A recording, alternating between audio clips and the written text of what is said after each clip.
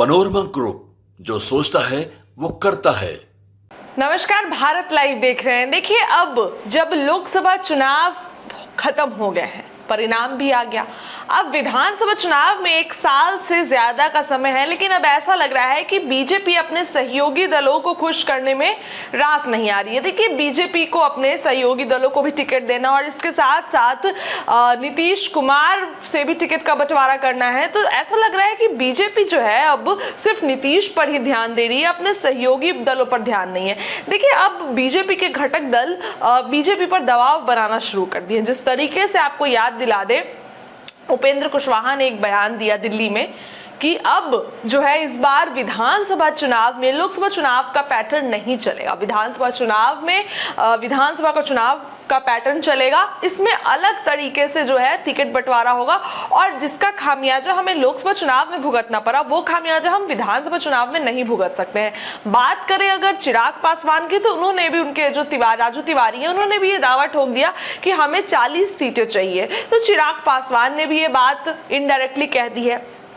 आप अगर आते हैं जितन राम मांझी पे, तो जितन राम मांझी भी अंदर अंदर ये बात अब कह दिए हैं। जिस तरीके से 2 पार्टियों का विलय वो हम में कराए हैं, तो अब ऐसा लग रहा है कि अपनी पार्टी को पूरे तरीके से मजबूत बना के चिराग पासवान की तरह ही वो भी जो है सीटों की डिमांड कर सकते हैं बीजेपी से। अब देखिए, इस विधानसभा चुनाव में तो अभी समय है, लेकिन सीटों की खींचातानी देखिए शुरू हो चुकी है। उपेंद्र कुशवाहा ने भी ये बात कह दिया है कि अब किसी भी चीज को लेकर हम समझौता नहीं करेंगे। उपेंद्र कुशवाहा यात्रा पर जा रहे हैं।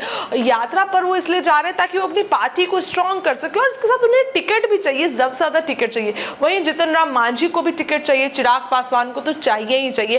ये तमाम चीजों को लेकर अब बीजेपी दबाव में है। अब देखने वाला, देखिए ये बात देखने वाली होगी कि बीजेपी को जो है वो टिकट किस तरीके से बीजेपी टिकट बंटवारे करती है और इसके साथ ही अपने घटक दलों को कितनी टिकट देती है। देखिए, जिस तरीके से चिराग पासवान है, वो शुरू से ही केंद्र की योजनाओं पर ये दबाव बना रहे थे और केंद्र की योजनाओं को लेकर वो काफी ज्यादा विरोध कर रहे थे। उससे ये लग रहा था कि चिराग पासवान क्या फ्रंट फुट पर खेलना चाहते हैं। सत्ता में चिराग पासवान आ गए, लेकिन अब इसके बाद उनकी प्लानिंग कुछ और है। जितन राम मांझी ने भी एक बयान दिया कि शराब तो सब पीते हैं, अधिकारी लोग भी, जज भी शराब पीते हैं, लेकिन गरीब सब पकड़ा जाता है। कहीं ना कहीं नीतीश के शराबबंदी पर विरोध कर रहे थे। उपेंद्र कुशवाहा ने भी एक बागी बयान दिया कि लोकसभा चुनाव के जैसा पैटर्न विधानसभा चुनाव में नहीं चलेगा।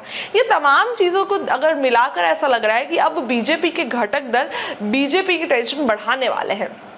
जिस तरीके से सीटों का बंटवारा होगा उसमें जरूर कुछ खींचातानी होगी। वहीं आपको याद दिला दे कि ये पहली बार होगा विधानसभा चुनाव में जब बीजेपी के साथ ये तमाम घटक दल है, चाहे वो जितन राम मांझी हो, चाहे वो राष्ट्रीय लोक मोर्चा जितन राम उपेंद्र कुशवाहा हो या फिर चिराग पासवान की पार्टी हो, ये पहली बार है जब ये सब एक साथ विधानसभा चुनाव लड़ेंगे और सब एक ही बात बोल रहे, सीएम नीतीश के नेतृत्व में चुनाव लड़ेंगे।